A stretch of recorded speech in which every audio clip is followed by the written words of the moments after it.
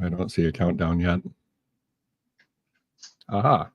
Hey, thanks for being here, Gabriela. And I'm just going to go right into some questions about like technical stuff. First, maybe just like the very short version of what is Quint.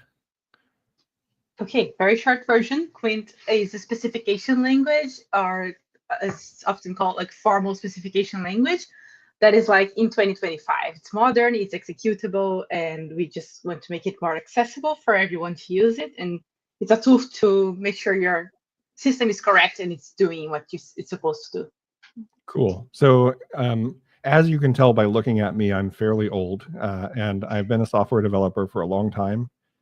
And I have never used a formal specification language like this, despite having built lots of systems. And I do have this like little anecdotal story that when I started getting really interested in code quality back in the 90s, one of my older coworkers, I think, was just excited for me about like, this exploration that I was doing. And he bought me a book and gave it to me that was about formal methods for software verification. And I thought, oh, this is so cool. And I opened it up and it was a bunch of math and I didn't understand it because I'm a musician by training. And I never looked at it again. But I always knew there was this field. And so I'm wondering, why is it that all of this time has passed and I've done all this work myself and I have not encountered something like this and used it in the real world? Yeah, it's a good question. And I think it's a very common experience because most people don't use this. Like we say like, oh, it's still spreading in the industry and all. Like there's not a lot of people using formal methods. And it is true that the existing tools, like they are very mathematical. And people who come from mathematics, they love it. And they often try to use it. And the demand for this type of tooling, so the cost for you to write a specification, especially in these mathematical tools, it's like you have to learn a lot, you have to put effort into it. And some tools to this day, it's still like you're going to take like a year or maybe years to be able to prove something in some areas. So it is a highly costly area. And the demand for it, it's still like mostly where the impact of a correctness problem or bug is way too high. For example, like airplanes cannot crash. So airplanes, they use formal verification for their software. Their software is not that complicated, but like they do pay these mathematicians to go there and prove that their software is correct, which makes a lot of sense, right? And it's kind of hard to find areas where the cost justifies this. So it's kind of like for formats to be more applied, we need to both decrease the cost and also increase the impact that it can have. Or I guess not necessarily both, but like at least one or the other are ways to make it more accessible. So yeah, more recently, like crypto has come, and the bugs in crypto also have very great impact, right? Because people can just lose a lot of money. So I think I'm seeing like formal methods growing a lot because of crypto, because of this like impact cost association, right? So maybe more people will know about formal methods from now on. But like so far, I think it's been very niche, and then there are like these very few mathematicians who are going there and then solving this like avionics problems and health software problems, and then there's not enough demand for like all software engineers to hear about this. Interesting. Yeah. And I know that one of the things you're trying to do with Quint, and actually we should look at it so that people who haven't seen it before get a sense of what the code looks like. I don't know if you want to like maybe just show an example or something that we can put up to discuss what it means. Yeah, let me do this. But I know one of the things that you're trying to do while you're opening that is you're making, as you said, like formal specification language for 2025. It's more developer friendly. Like when I look at it, it looks like code that I'm used to, and it sort of makes me comfortable. And until of course I start reading and I think, well, I don't know what the apostrophe means on the on the symbol name or whatever. Yeah. But yeah, should I put your screen up now? Yeah, let's see. Yeah, I started like from the website, just show like the very first example. Like I could show any example, but like I made this website and this is the example I prefer as the first one. So that's why I'm showing this as the first one. Yeah, so this is a very small piece of Quint code where we have a model for a bank account. So we have the balances of people that have accounts in this bank. There's like Alice, Bob, and Charlie here. And then there is a possibility of withdrawal. We call it an action. Action are the main core component of Quint specifications. So the withdrawal allows someone to withdraw their money from their balance, right? So we update the balance here. And then we also have, like, we have some other stuff here, and then we have an invariant. And the invariant will say something that we expect from the system. And here we expect that balances are never negative. So balances should be always greater or equal than 0. And then if we run Quint, click on this button, we run this command here, Quint run, that's the model and then invariant, Quint will find a violation. It will give us a sequence of states that can happen in this model that we modeled here. And it will say like, oh, in the second state, Alice can have -63 money. So that's negative and it's bad. So this is how we can find bugs. So basically, Quint is model and properties. And if I go here, I have a bit of a diagram. So if I go to this section, what does Quint do? I have a model and properties, and then we give that to either a model checker or a simulator, and it will say either it's all good, the model satisfies the properties, or oh, no, it's not all good. And then it will give us a specific sequence of states that violates that property. So there cannot be any like false positives here. If it says there's a violation, then it will give us exactly what the violation is. Right. So this feels like, when I look at that code, it almost looks like we're writing the production code for this model, but in fact we aren't, right? So like you've created this model in Quint, and then you ran it through the checker or whatever the command was that you showed on the previous screen, and it showed you that the model had basically a problem.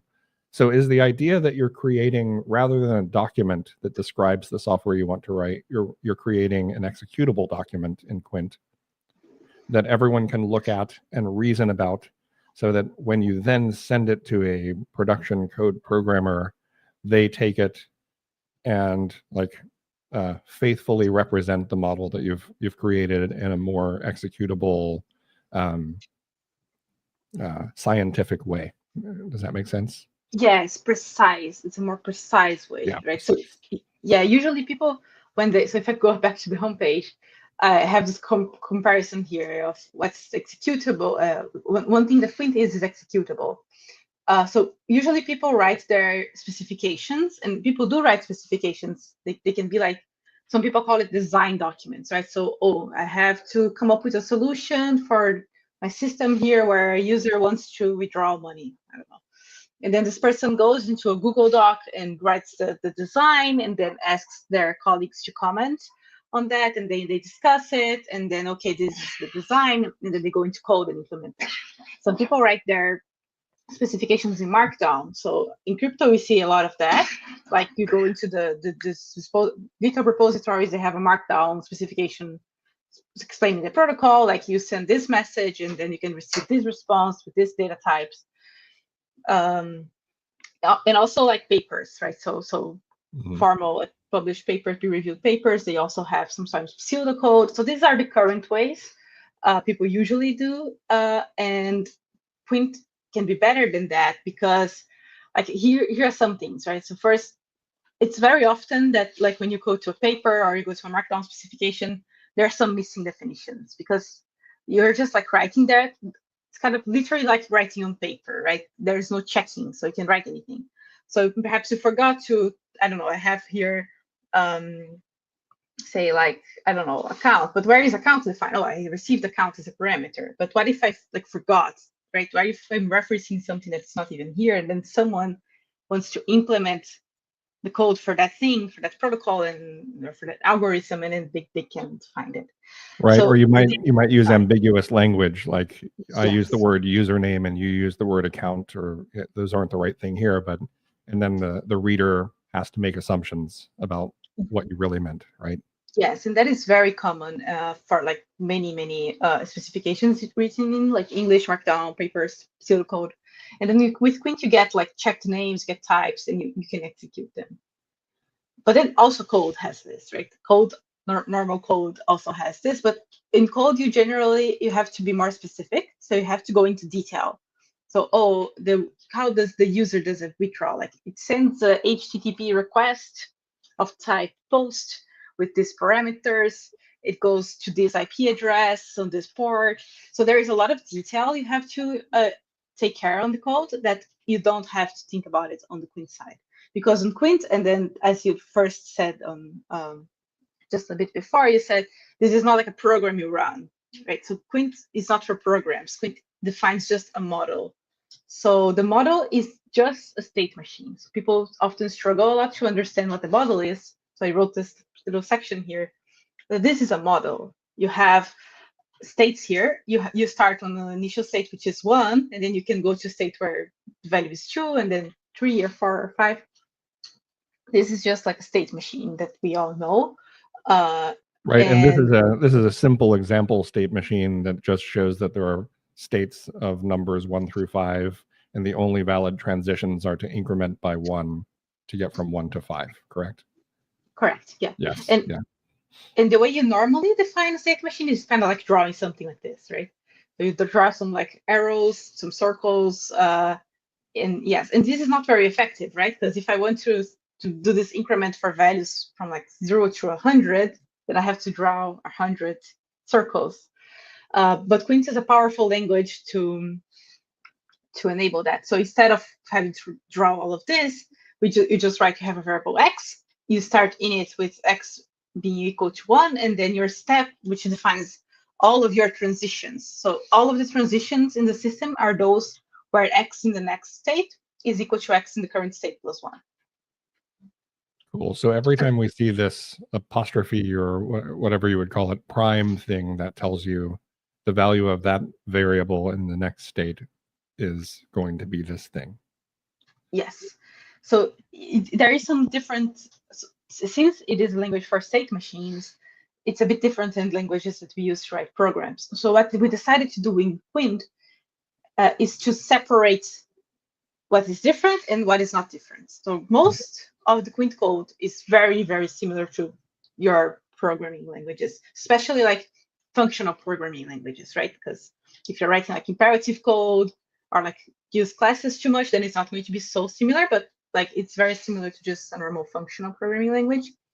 And then on this page here, language basics, I explained the parts that are different. So mostly resembles a functional programming language, but then there's a few things that are different. And the main one is the prime operator.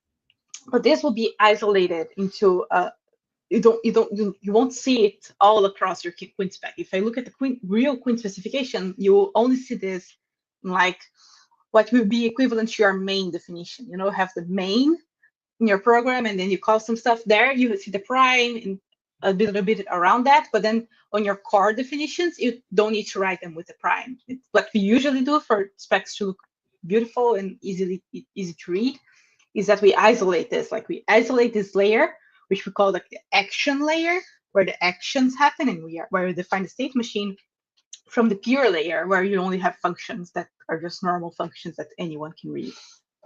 Right. And when you say pure in the functional sense, this means no side effects, right? So data won't be mutated in a lasting way. Is that still the case here when you use the word pure? Yes, and more precisely, a pure function is a function that will always have the same output for the same input. So if you give it the same parameters, then no matter when, no matter what the context is, it will always return the same outputs or the same return. So you cannot interact with the state in any way. You cannot have non-determinism. It has to be completely deterministic, and you cannot interact with the state machine, basically. You have to just use the information that's given to you as input. Cool. So you have actions which represent things that would modify the state or advance the state machine, I guess. These are specifications of what can happen in the model of a program that someone will eventually write, or maybe they already have written and you're using it to learn about the program. And then you have you said invariants, and we saw one example on the homepage.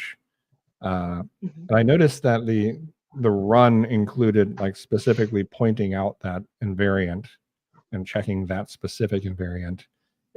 Is it the case that if you had a bunch of invariants at the end, you can just say check all the invariants?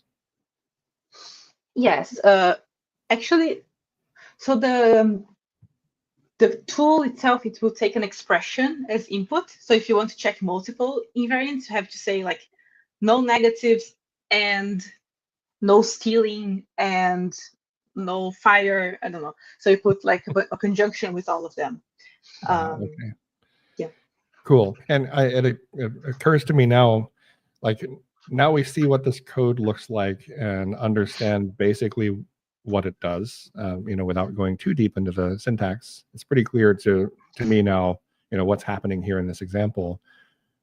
What can we do with this? So on the home page, there was like an example Quint command that you can run from the command line that does, I don't know if it was model checking or simulation, but I know on the image, those were the two things you can do with a model. Could you explain what those are and what they do and when to choose one over the other one?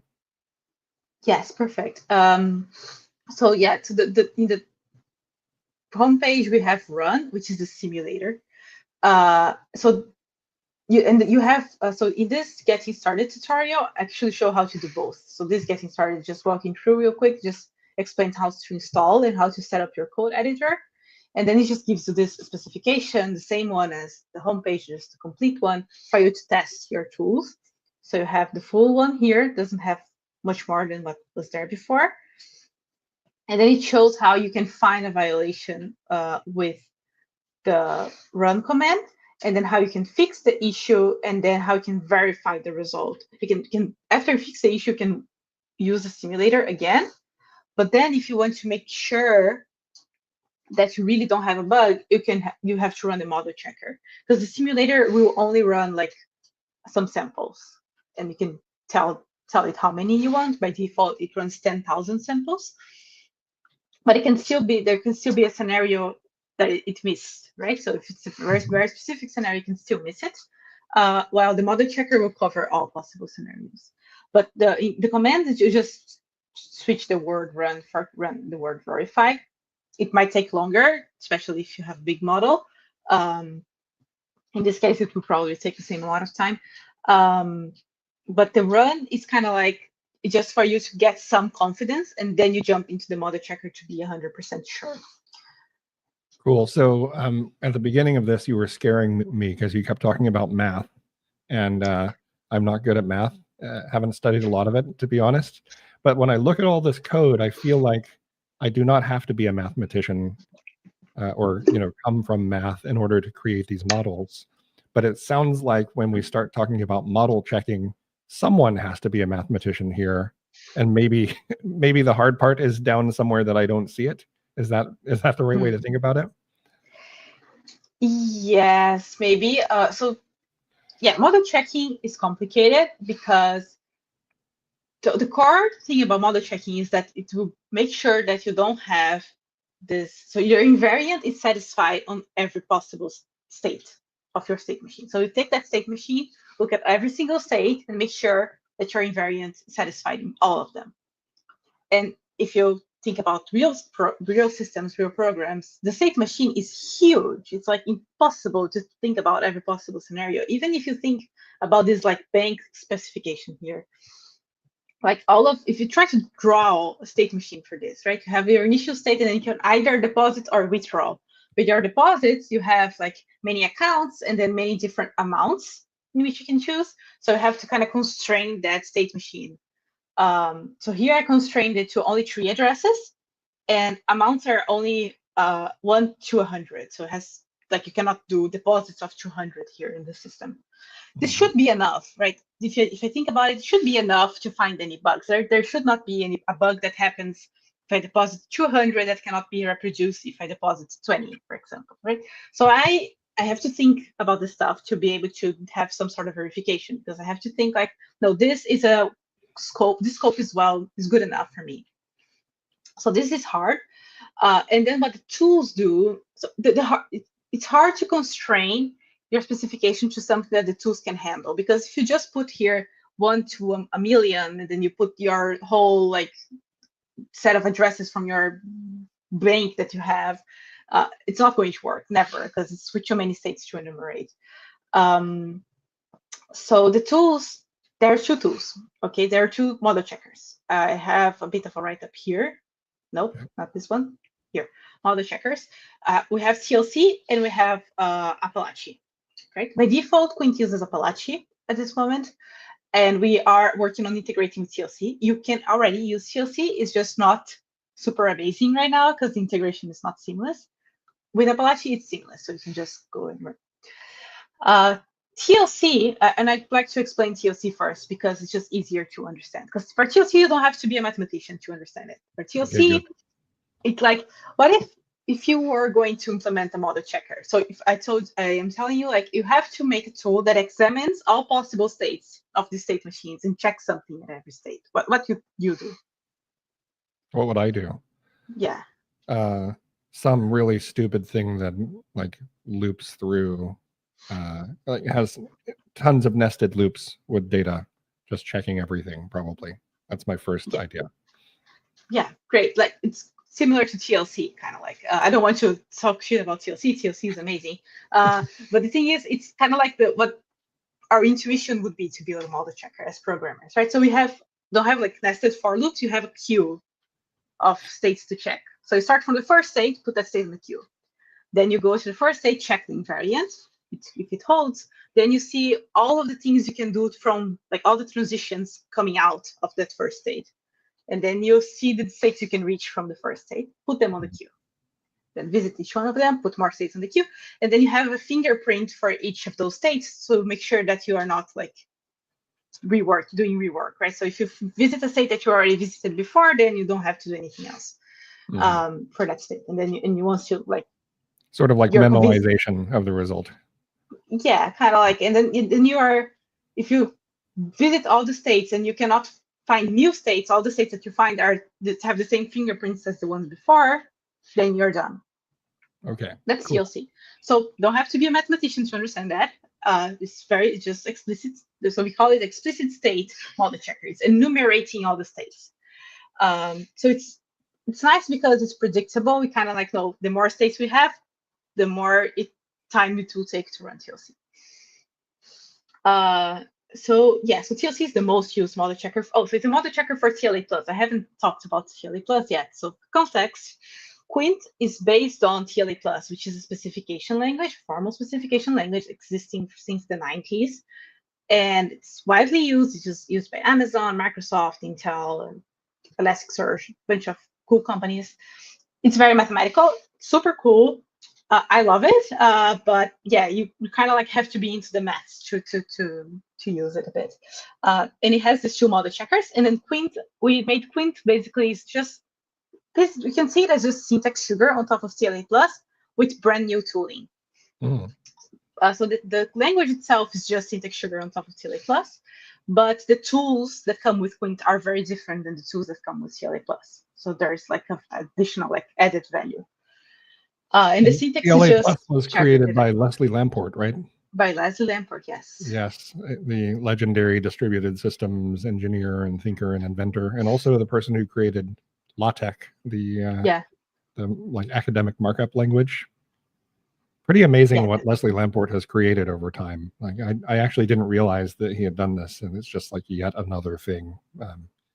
Yeah, it's amazing, and like the reason why he created TLA Plus is better. So Lamport didn't think TLA Plus could have a model checker. So Lamport didn't create TLC. Like he helped, but it was someone else's idea because Lamport was like, no, this is not important. The important part, like the reason why he created TLA Plus, is that he was writing papers, and he was like finding that it was too hard for him to be precise. And he was like, oh, I'm a super smart person and I am not being super precise on my paper. So imagine everyone else, right? So he wrote this tool just to be more precise in his papers. He was not even thinking about tools that could do anything with the thing that he wrote. He just wanted the precision. And now we have the precision, but we are adding like so much more to these tools. Like we have TLC now, and then with Quint you have like the simulator, you have interactive tooling. You have type checking, which we didn't have in TLA. So adding so much more to that initial value proposition of Stanford. But it is the first thing that we talked about, precision, being precise on the description of your protocols. Yeah, it's funny. I knew Joe Armstrong, who was one of the inventors of Erlang, and I talked to him right after he wrote or co-wrote the book Programming Erlang with Dave Thomas, like almost 20 years ago. And he said he was amazed that people liked the book. And he said, I'm really surprised because the language is so imprecise.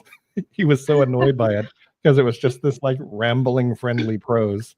And I mention this just because it reminds me, like your approach to Quint and TLA Plus reminds me of Elixir and Erlang in a sense too, that you have Erlang as a base language with the Beam virtual machine.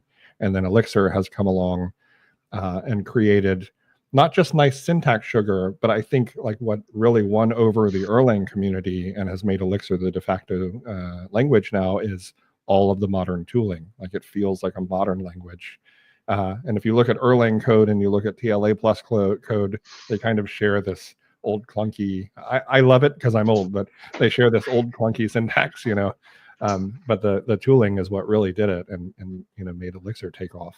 I also want to mention, thank you very much for being on, even though you've just had some dental surgery. So I know you may end up feeling some pain in the next few minutes. So if anyone thinks you sound funny when you're speaking, it's because of swelling in your tooth, right? Yeah, exactly. I wanted to say this because like normally I like smile a lot because I really like talking about Queen, but now I'm kind of like forcing myself not to smile so much because it just hurts a bit. So if I have a funny face, that's why I just have the 4 of my wisdom teeth extracted. Oh And yeah, also if I say something unwise, you know why. I don't have my wisdom it's teeth the anymore. medication, right? No, I took my wisdom teeth out. How can I be Oh, wise now? unwise. Yeah. You see who isn't smart here? It's me. I didn't get the joke until you explained it to me. Okay. So TLC, this makes sense. It's a model checker. It's like a brute force model checker, basically. Yes. Yeah. And then Apalache is where the smart people come in. So Apalache was actually developed by Informal Systems as well. So when I joined the Apalache team. It's a symbolic model checker, which just means that instead of enumerating all states, it tries to be smarter than that. It tries to like just avoid all that work and do it in a smarter way. So Apalache doesn't enumerate all the states, which is very weird, right? How can it check how the invariants for all states? And it does so by translating your Queen specification into formulas, which we call SMT formulas or SMT constraints. SMT stands for satisfiability module theories. It is basically just like, I think I have an example. Oh yeah, actually, this is the example. So it translates stuff like x0 equals 0, x1 equals x0 plus 1, x2 equals x1 plus 1, and x2 equals 2. So it's just a bunch of equations, kind of, so equality constraints, and then it gives it to a solver, so a magic tool that will take this as input and just replies with the value for each variable. So it kind of solves the equations as we did in school, but just much smarter way. And this solver is the Z3 SMT solver by Microsoft. Yeah, so it's very well established SMT solver. So what Apalache does is just translate your Quint specification or your TLA specification into these constraints and give it to the solver. And it does so in a very smart way. So you can, when the solver finds assignment to the variables, like a value for x0, x1, x2, x2 here, it will convert that back into a counterexample and just have the same interface. So it's super smart tool, super cool. And in some instances, it outperforms TLC by a lot, while in some other instances, like where the model is more simple and stuff, TLC outperforms Apalache. So like, it's not the one is better than the other. They're just like very different strategies.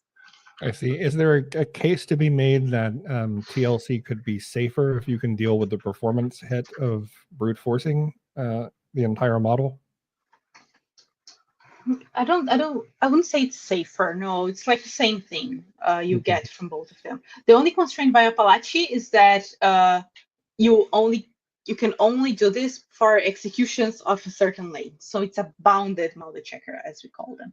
So it has a certain bound. So you can only check executions of length, you say up to 10. So it will kind of like unfold your state machine up to 10 steps because of the way it unfolds things. So yeah, for in that sense, if you are unsure that until 10 steps it's kind of like covers everything you need, then TLC would be safer. But that's the only thing. Cool. Thanks. That helps a lot. And so maybe like backing up or stepping, higher level again. I get now, like if we're thinking about formal specification languages and these programs that you write in them as executable documentation, then it makes sense to me that this is both executable documentation that's like more precise and gives you the ability to test your own logic that you're trying to apply to the model before you write the program. That's already pretty beneficial. Is there work? That's not the right way. Is there some bridge between this and production code that is more concrete? So like if I do a whole bunch of work in Quint or TLA plus or whatever, like have people done things like use it to write unit tests or some sort of executable test for the production code or even to generate production code?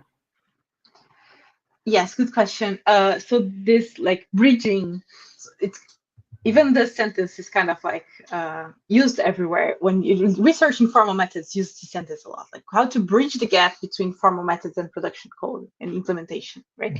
The best way currently is test generation, which is the model-based testing section, which I didn't write in the website yet. So this we do already, right? Model-based testing. So generating unit or integration tests from the model. I can show this, how this works. I just want to say a note about code generation. So in theory, you could take a Quint model and generate some production code from it, right? I actually did that for my bachelor thesis. So my bachelor thesis was that Quint didn't exist back then.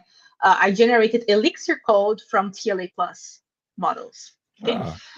It's not very useful for production. It's kind of because your model is not production code. Your model is always like a state machine that has some abstraction to it. So it's very hard to connect that with what you write for, like, because in production you have like, oh, you receive an HTTP request and then you do this and then you post an RPC message to somewhere. And this details are not there. So I accomplished something, but I don't think it's very useful. So I think that the best way really is the model-based testing approach. I can show that a bit, perhaps in a concrete example, so you can actually see some code. Great. I think we can use the same like bank example, so I don't have to like present a whole new context again. So I just copy these actually into my editor. I'll save this as bank.qnt. And then, yeah, I'm using Emacs. My Emacs already picked up that this is Quint, and you have some colors here.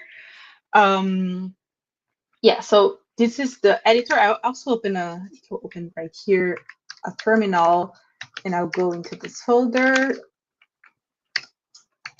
So it's a local folder. And it's been quite some time since I encountered an Emacs user in the wild. It seems like they've all been convinced to use VI. I try to run away from Emacs, but I cannot. It's just like I think my whole life is here already, like with org mode and like all my organizational things, and I cannot. I try using Helix, which is the new. Actually have support in Quint on Helix, so if I do bank, a Helix bank. I have the same problem when I try to switch from Vim to VS Code or Cursor, and then a couple of hours go by and I discover that I'm using Vim and I've got VS Code open in the background and I'm not using it. Just forgot. Yeah, I love Emacs. So yeah, I have so much stuff in there. I cannot like get rid of it. So yeah, so I'm on local folder, and I have a bunch of stuff here. Yeah. So I talked about the model checkers, and I have the simulator. Actually, fun thing about the simulator is how it started. It's kind of like whenever we explain to someone how to use TLA plus, write a TLA plus model, the first thing they ask is like, okay, how do I run this? And the answer is you don't run it. You check it with a model checker, which will examine all possible states. But like the person is, I don't want to examine all possible states. I want to see if it is doing something, right? Mm-hmm. We are programmers. That's what we do. And in Quint, we have this Quint run and then the spec. And I'm not even giving it an invariant here. I just want to run it. And what it gives me is just a random trace here. Just it actually ran like a 10,000 samples. I could just run one, but anyway, it just works. And then like I just say like, okay, Charlie had 0, and then Charlie had 43, and then Bob had -2, and I can see what happened. So this is just a quick way to see like the model isn't completely invalid and the syntax is correct and it does something, right? Yeah, and this is just a random run. So what I usually do is kind of like, okay, but is my model doing something interesting? So I come here and I just specify some invariant that just says like Gabriela. So I don't have Gabriela here. Let me have Gabriela. I want to have Gabriela. Okay, so let me do balances, get Gabriela, and I want to have 42 money dollars. I don't know. And I actually will say that this can never happen. So this invariant will not be true, right? Because not always the case that Gabriela has 42. This is absolutely false. But if I do this, like the opposite, and I'm saying it's never true that Gabriela has 42. It's impossible. I'm claiming it is impossible. And I ask the Quint simulator, go and find a state where Gabriela has 42. And then it gave me a state here where Gabriela has exactly 42. So if I have something interesting in my state where, like, I don't know, we have a lot of consensus specification. So consensus is like, oh, give me a state where consensus happens. So we claim like it's impossible for consensus, like for agreement to happen. And then it gives you a state where agreement happens. So it's cool to find interesting states. And if I have like a bug here in the deposit was not working, like if I had minus instead of plus here, right? Oops. If I had minus instead of plus, then it would try to find it, and it won't. So it didn't find a violation to that property. So it's interesting just to see if I'm doing something interesting. Yeah, cool. This reminds me of test-driven development in a lot of ways, or behavior-driven development, as people say. But I guess it's just a smarter version of that. And of course, isn't about the production code yet still. But oftentimes what I do, like I noticed this when you started typing an invariant that you knew was going to blow up. This is something that I always do when I'm doing test-driven development. I make a failing test on purpose just so I can run it and see that it's failing. And then I go and I tweak things and fix things. Now, that's on a much more micro level and a much less conceptual level than what we're dealing with here. That's really, really interesting. Also, there's a comment from the live stream that I thought was useful. Larry the Liquid says, for those that do want to experiment with code gen from models, you can bridge the gap a bit better by following the functional core imperative shell pattern, since the model is functional, which makes sense to me. And I was sort of thinking about that too, like when you were talking about how it wasn't maybe so useful what you were able to generate with your bachelor's thesis. I was thinking like probably you could create some sort of frameworks where you do have these like very functional models that are then embedded in some repeatable way inside of a UX. And the UX could be HTTP interface calls, or it could be clicking buttons in a UI. I don't know if you've experimented with that sort of thing before, but it seems sort of natural. Yeah, what I did was, maybe it's similar, not sure, but what I did was have an oracle. So the oracle had the responsibility to decide anything that was non-deterministic. So here, like non-determinism is picking which addresses is doing something, which amount, and then whether it is depositing what or withdrawing. So this is all non-deterministic. So if you were to generate code using my tool, this would all be like requests to an oracle, like oracle, tell me which account. And then the oracle would have some sort of like, maybe like a plugin system that would be like, okay, this is user input. So you just open a terminal and then ask the user to define, to decide, or this would be like, I had one integration with MQ what is the MQTT, like the Yeah, IoT protocol? mosquito. Yeah. Yeah. Yeah, Mosquito. Yeah, using Elixir, the Mosquito library in Elixir. I had one integration with that because I had like a project with like sensors, and then those sensors would decide the non-deterministic thing that my model generated. So Cool. yeah, there is some things there. But let me show you what we do in practice. So this you told me that this is interesting, kind of like behavior-driven testing, but it's not actually production code. So how do we connect this to production code, right? Because this is just like a bunch of things. And so imagine that we have here code in your favorite language. What's your favorite language? Let's say Haskell for today. Let's say Haskell. I like that. So let's say you have production code in Haskell running, and you want to test that code, right? But then you cannot use really this information here to test it, right? Because how did you came from this state into this state? Like you cannot just go into your Haskell code and change the balance of Gabriela because that's not really testing anything, right? Mm-hmm. So what you do, you come here and give it an additional flag, which is called MBT, model-based testing. And then suddenly, oops, it works. It's just very smaller, much smaller trace than before. Oh.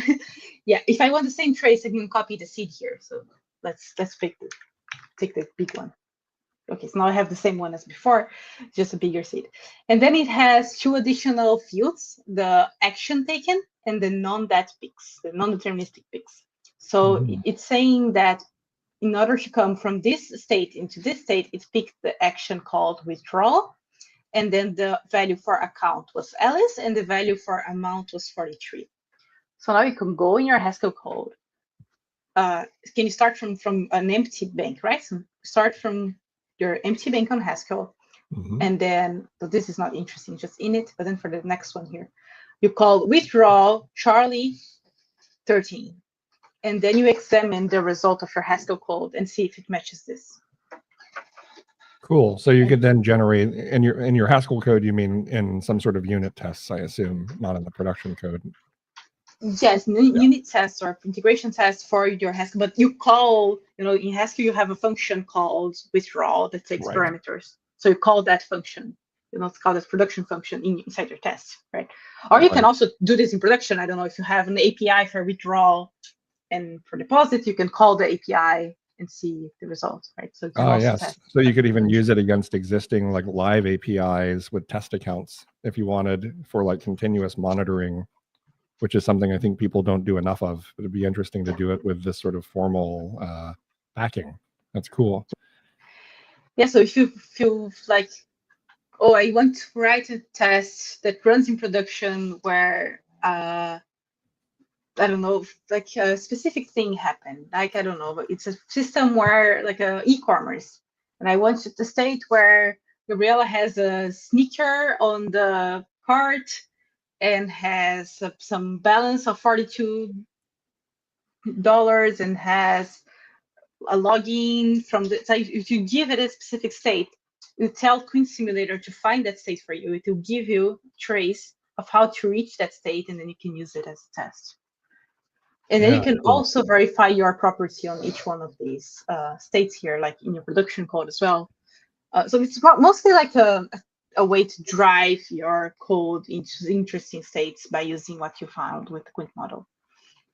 Yeah, this immediately seems really useful to all systems I've ever built, because there's always this frustrating moment where you're trying to write some tests, either like tests before you deploy, or as I said, even tests after you deploy, where you're trying to figure out like the right combination of values to really test a system.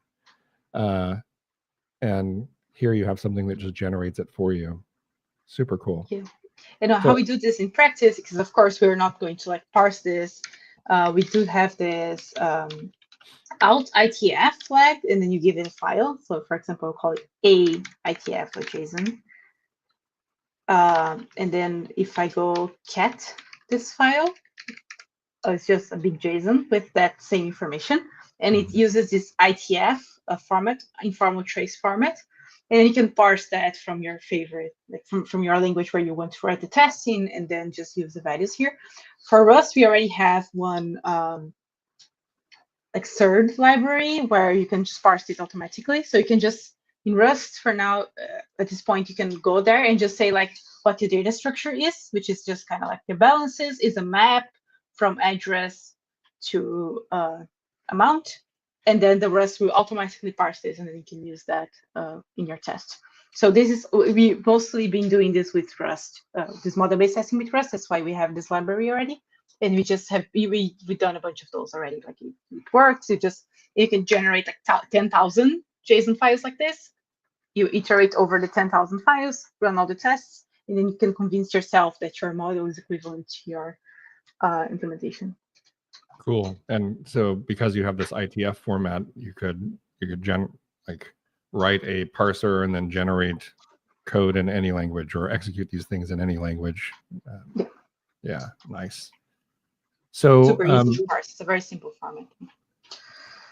As we have seen, so we've gotten like a good overview of technically what's possible and how it works. I thought it might be good to talk about use cases and like next steps for people who are interested in going further with this.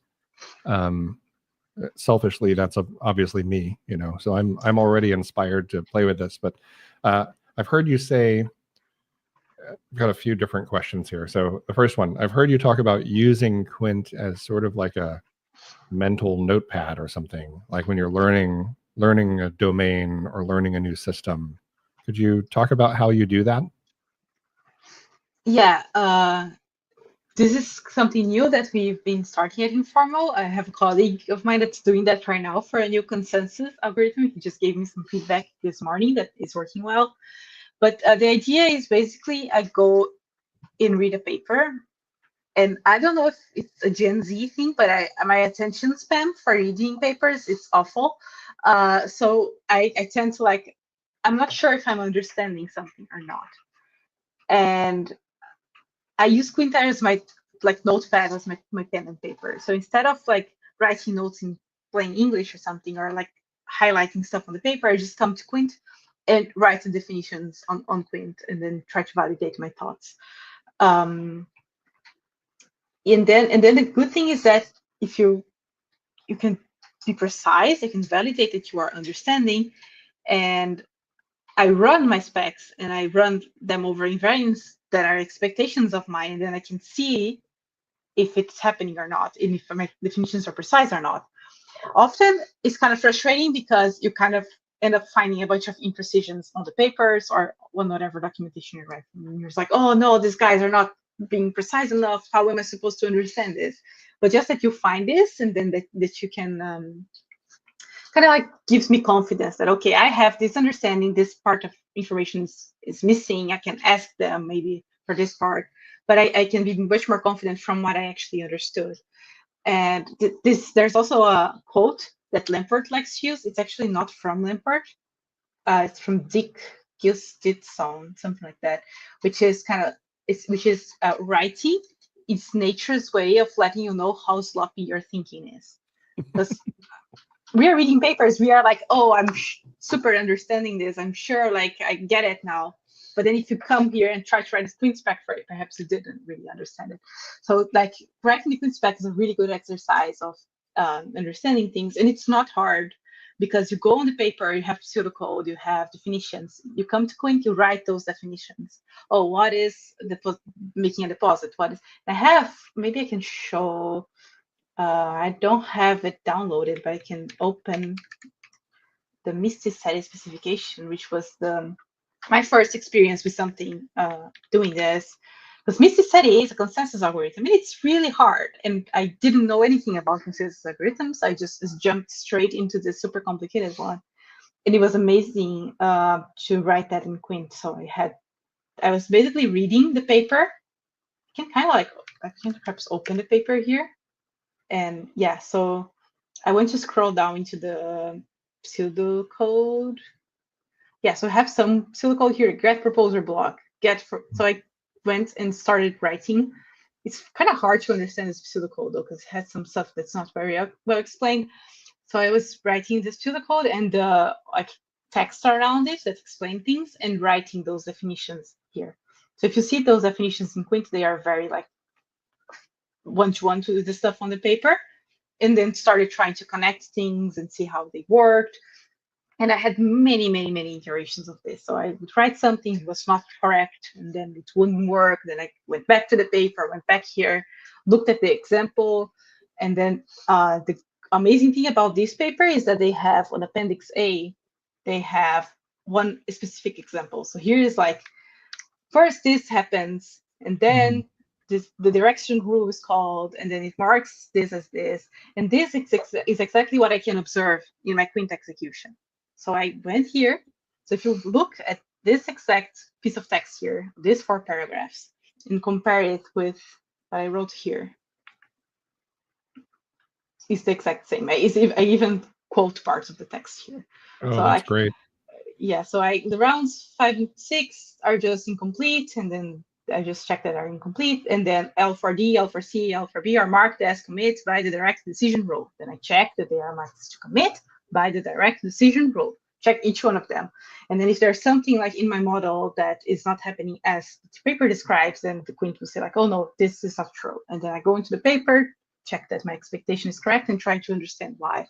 So this was a very, very nice exercise.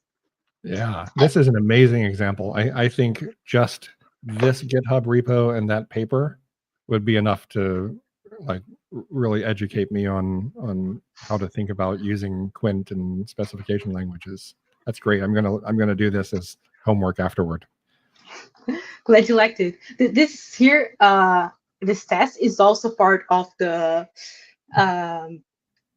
tooling, the extra tooling that Quint introduces that was not available like in other formal specification languages, because we can write tests or can also see them as concrete runs. So you can say like there is one specific run that I want to see, which is the run that starts with this and then does this and then does that, and then you can guide it, and then Quint will give you like the concrete states.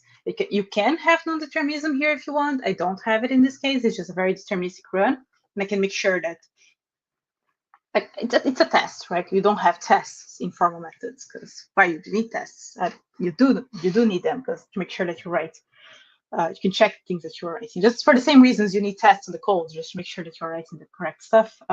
Tests in specifications are also useful. So this is also new, and it's proven to be useful for us. So some things we didn't anticipate, like for this Quint run command, we just wanted a way for people to be able to run before they go to the model checker. But in practice, so many projects, the run command is enough. It already gives us enough confidence. We don't have to spend like months polishing the model to have something that we can model check. So for many projects, only the run command is already sufficient. And we didn't expect that at first. We thought like run would be just something small to add, but in fact, it was kind of like one of the biggest things about Quint that we added. Yeah, cool. If you like this, you probably will also like something else that I did for this one. So one thing about me, I'm super bad with graphs, like I don't know, the Dijkstra algorithm in school, like took me forever to understand what is going on. I don't have an easy time with graphs. And this algorithm is DAG-based consensus, which means consensus on top of a graph. Right. So I was struggling. And this, even though like this trace here was well described, it is on top of a graph. So I do have a figure here. Here. So they explain this, like this, that appendix is this execution. So this is what happens. And it's a graph. And I was struggling a lot. And then what I did was write a visualizer. So the same thing, I meant this one. So this ITF trace, I could get an ITF trace also from my specification there. And I parsed this ITF trace. I asked ChatGPT, please help me visualize this. And ChatGPT wrote some visualization tool in Rust for me with some help. And then this is what it does. So it basically renders. So I produced the trace. Now I'm going to the visualizer, and then I'm running it over the trace. And it just renders that as a graph, and then has some colors here, and it says what happened. So instead of comparing the exact, the messy, because representations of graph are usually like the list of edges, and then you have to reason about that and see what connects what. So I can actually compare this with the image from the paper and then see if it was doing actually like the exact same thing, because of the same reason. So like the certificates were the same and all.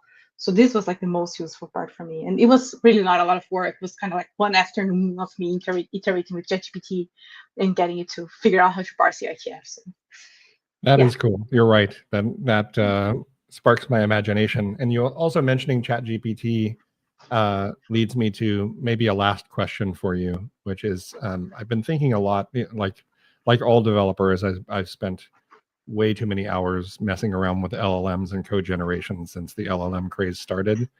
And I'm really fascinated by like different approaches for how to make generated code safe to use.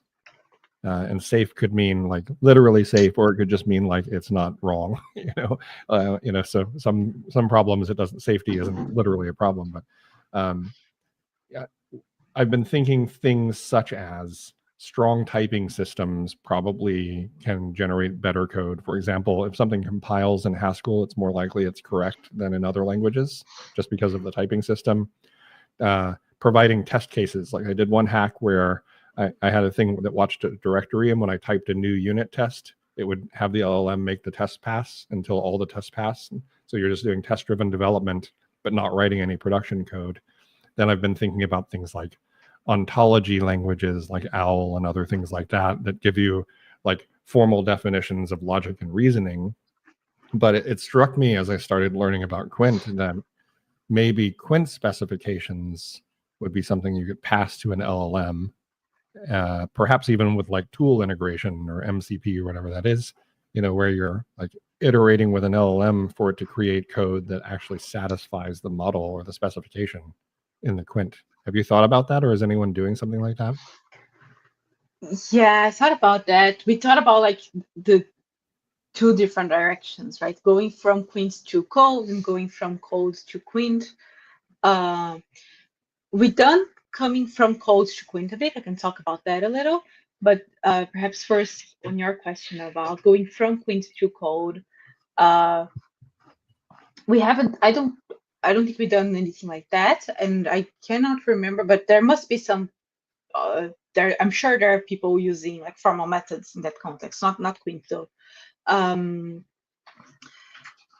Yeah, there's a bunch of interesting things. I'm struggling to find where to start. There's like the Imandra AI project. They're doing something very interesting with like automated reasoning, and they have this like formal model for like the most important bits, and then you interact with the model with like natural language using an LLM, and you say like, so you have a model in their example. You have a model for like configuring tables, setting up tables for a wedding, right? So, you don't want auntie something to sit nearby, cousin, whatever. You have a bunch of constraints. You have your system there, but the rules are defined formally. Like how setting up tables work is defined by a formal model, and then that's loaded into the LLM, and then the LLM you just go and say like, I don't want auntie Maria to sit nearby cousin Joe, and then the LLM just starts using the table using the correct approach. So the important part of it is defined formally, and the non-important bits you can define like in natural language, which is something that makes a lot of sense to me, because sometimes people just want to make the most important parts work with from LLMs, and then it's where it starts breaking usually. Yeah, it's an interesting thought that, something you said reminded me of this. Maybe like this whole functional core imperative shell idea applied to models. It could be that you just load models into like formally specified models into LLMs, and then the LLM is the interface. So you don't build any of the rest of the interface. Like the hard part could be totally quote unquote coded in a model, then the LLM understands it and can keep checking itself. But then there's no user interface because you're just talking to it. Yeah, I think that's in the same direction as Imandra is going. So I look forward to see what they achieve there. It's very interesting. What we've done is a bit of the other way around. To quickly show you, there is a paper about that, but I have, if I can spell it, I have this Cosmosm to Quint repo where I can show some stuff. But there's a paper somewhere. I can find it later. So this is Cosmosm is a smart contract language in Rust. And then we did some integration. So what we do is we take Cosmosm contract and we produce Quint specs from it, but not completely. We produce, so the idea is formally verify the contract, right? Take the contract, we produce some stubs in Quint mechanically, so just like parse it in Rust, use the Rust representation and just produce Quint without AIs at all. And then we use AI to fill the core parts of the definition. So like this is what deposit means, this is what other thing means. But the good part is that when we generate those stubs, we also generate this framework for doing model-based testing. So we have the AIs trying to fill the definitions in Quint, trying to generate definitions in Quint, but it has the generated tests for its test against specific the implementation and make sure that it works. So I do have like a walkthrough here somewhere. Is it here? I think I saw the words walkthrough and you clicked walkthrough. Oh, there you are. Yeah. It's here. So here I have a walkthrough of how you can use that. So like you generate, so you install stuff, you generate the Quint stuff. This is what it will generate, and it will also generate Rust tests that will test your existing code based on the model. The model is not complete because it cannot generate the full model for you. Then you have to use the AI to fill the model if you want, or you can fill it yourself. But then you obtain traces and then run the. You kind of have to make the model and implementation match. So you run the test, see that the test broke, and then you update the model to have the core logic. Then you run it again, and then so this explains the whole process without the AI part, because the AI part was not me that I was doing, it was a colleague. So the AI part, we have the full thing in the paper. But the idea is kind of like you have three things that are balance each other. So you have the implementation, you have the model, you have the tests, and then they balance kind of like they have to be in a triangle that makes sense, and then the AI cannot hallucinate too much out of that because they have like 2 touch points. So that's kind of like the idea. Great, that's really interesting. I guess we are now out of time. So what should people do if they want to follow this, learn more, participate? What's the next step? Okay, so we have the website, which should cover most of what I said here, like the basics, how to get started with the language, how to install the tool, even why you should use it. And then on the website here on the top right corner, we have the GitHub. If you can give it a start, that's amazing because I like the number growing up.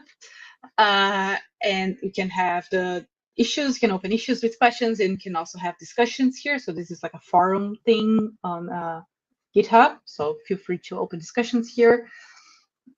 You can also join the Telegram group where people also ask questions. We also have this community tab where you have like links for the Zulip stream, which is more quiet. Not that a lot of people are in the Zulip, but it's more structured. So if you are bothered by the Telegram, just like spam of a lot of messages in the same place, Zulip is much more structured. If you don't know Zulip, it's just like Slack, but for everyone. And if you want to hear more about it, so I post updates on the Telegram, but if you want to hear more about it, you can also follow me on Twitter because I mostly tweet about Quint and I tweet about the new stuff. Yeah, and like the best way to start, in my opinion, with Quint is come up with like a toy example that you want to write or like a small system that you want to specify. Just maybe think of a game you like. The specifications for games are really amazing to help you learn. We have a bunch of examples. And then try to write it and submit it as an example to our repository. I will review your PR, I'll give you tips so you can collaborate. You'll be contributing to Quint while learning, and then I can contribute to your learning by giving feedback. So I think this is a great way of learning, just trying to write a new example. Like if you go to games folder here, we have some like the werewolf game, rock, paper, scissors, secret Santa. Werewolf is the one I would have done. So now I'm going to go read that one. That's cool. Yeah, it's very cool. Great. Yeah, I Well, think thank that's you it. so much. Thank you. This was really fun. And I never thought I would say that learning about formal specification would be fun, but it was fun. I'm inspired to play with I it. yeah, I think it is fun. Thank you a lot for the invitation. I'm glad I could just go through without like hardly enough pain. It was very easy. It was very good conversation. Thank you so much for inviting me. I really want to do more of these. This was very fun. Great. Thanks.